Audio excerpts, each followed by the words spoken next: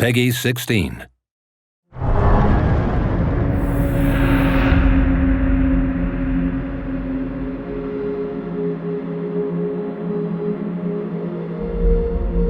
Elite Dangerous is a fantastic game which spans back over pretty much 4 decades now. It's a massively multiplayer game in its current iteration, where you get to become a space pilot and fly around the Milky Way, and that Milky Way is represented 1-to-1. It's a fantastic technical achievement. With Odyssey, it's the development of everything that was cool and great and unique about the original game, but taken forward and with a new dimension added. And that new dimension is that you are now able to traverse this environment on foot.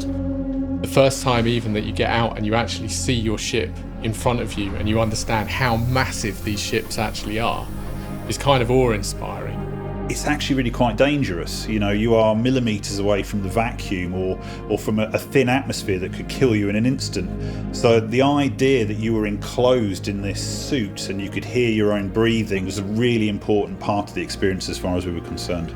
One of the key things I really wanted to push was the idea that you'd kind of get that Neil Armstrong moment when you actually set foot on a planet for the first time. It had to have a slight emotional resonance to it. It had to feel like you were literally touching the ground for the first time. It's something we've hinted at with the ships, but now you can really do it. Exploration's always been a huge part of Elite. What's new is the fact that for the first time you'll be able to visit planets with light atmospheres. We have all of the data for these worlds that we create, which planets have what types of atmospheres, their surface pressures, composition, their temperature.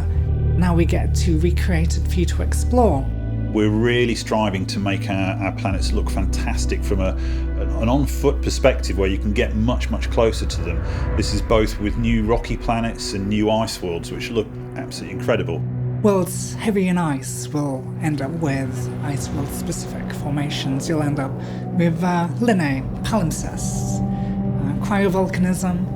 On worlds which are more rocky, you will end up with your mountains, your canyons, your ridges, your seas, basins like on the moon. The rocky planets have been upgraded to the point where now even the distant view looks so different. You're getting details that were never there before. Another exciting element of these new planets and these new terrains which the light atmosphere affords are some more vegetation, some more flora. The flora that we're producing, we've been really interested in making sure that they feel like convergent life, so that they're recognisable to us as different genuses and species, but they are also quite alien in themselves.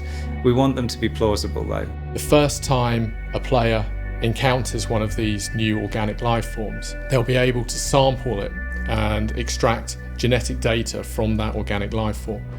They can then log that in their codec, but also take back some of that genetic information as data and then trade that for rewards back at starports and planet ports.